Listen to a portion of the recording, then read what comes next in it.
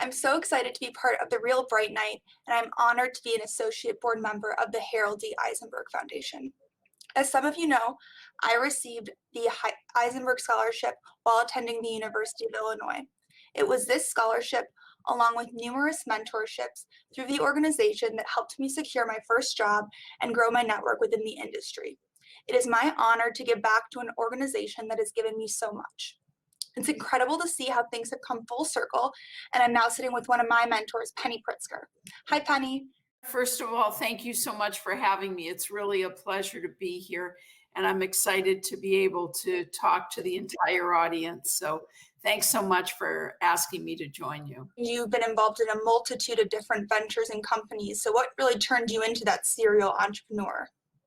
Well, I really love building businesses. And as I said, I grew up at the dinner table. My dad and his brothers started a company called Hyatt, which is today Hyatt Hotels.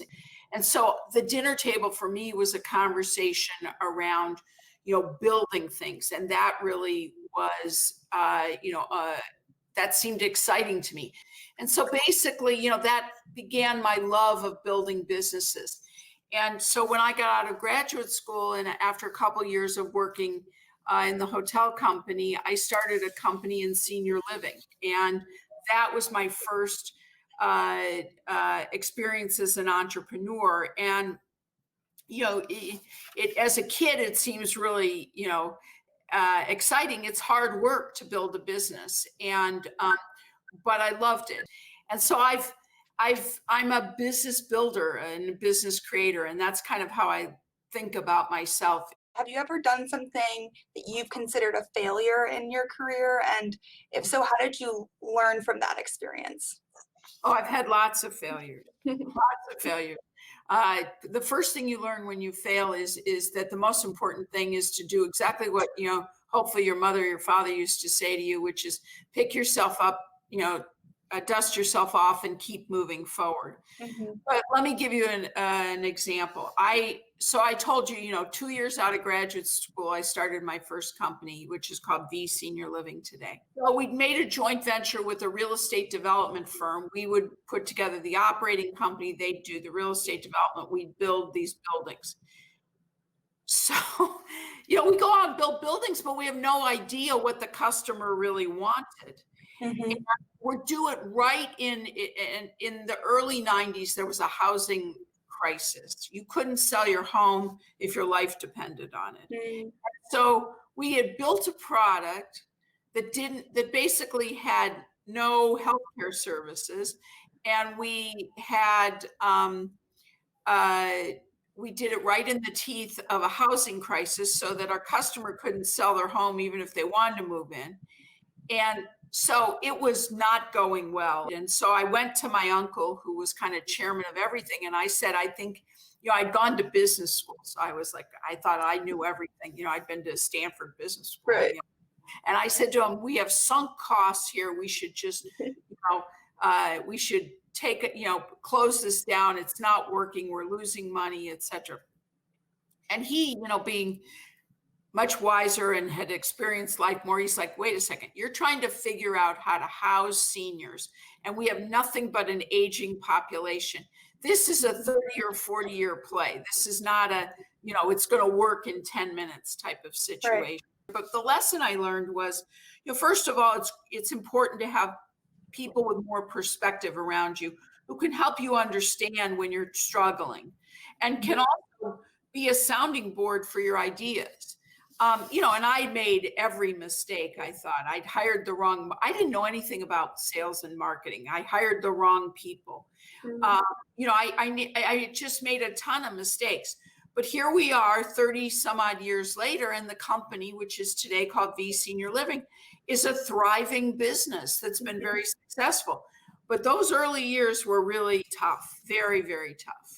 And so it seems like your uncle is a mentor to you, but who are some other people, or maybe more specifically on your uncle, who's given a great influence throughout your career, and why did you decide to invest time in those specific relationships? Sam Zell and Marshall Bennett were phenomenal mentors, and they gave me the opportunity to, first they would talk to me, but second, they gave me the opportunity to network and meet you know, the people who are active in real estate. You know, so mentors, I think they're very important. And I think having a mentor is important because it helps you see the possibility for yourself. It helps give you perspective, as I talked about in my senior living situation. Mentors ask you hard questions. They make you think. They don't just show you the path. They make you figure it out, and they help you think. And mentors can help you develop a larger network. And so I'm a big believer in having mentors. I've heard you say multiple times, culture eats strategy for lunch when it comes to your business, PSP Partners. I'm wondering what that means. Well, you can have the best idea in the world, right? That's your strategy and your tactics.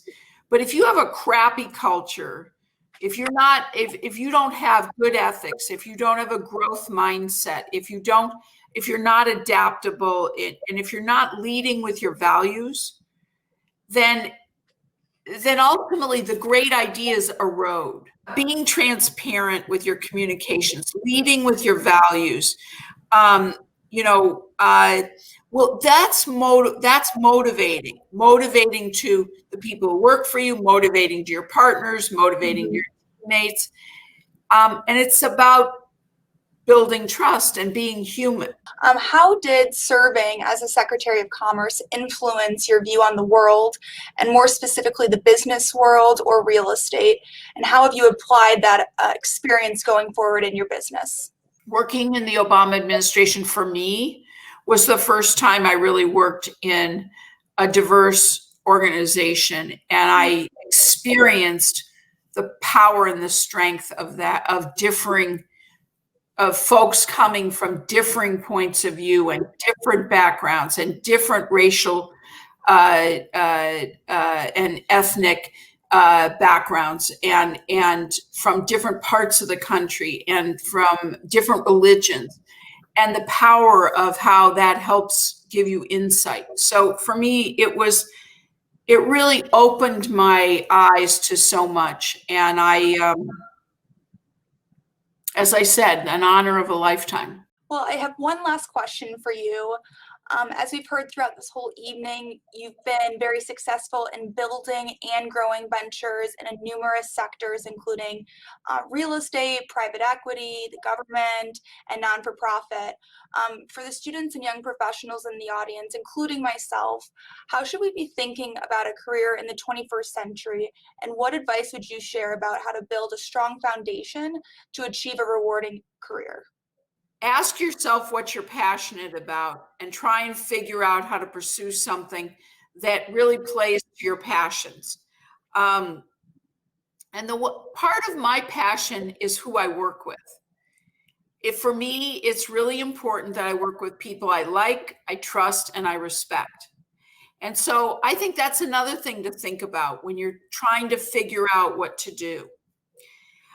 And I'll close by saying the following, seize the opportunity to get a variety of experiences.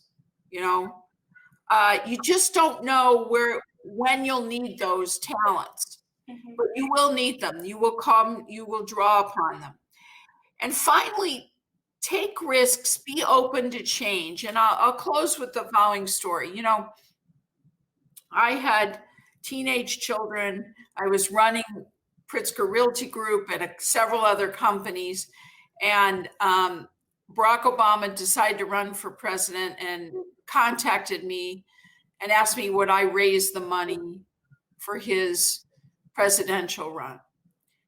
And my attitude was like, what, are you kidding? I'm trying to hold it together as a wife and mother and business leader. And now you want me to do this too?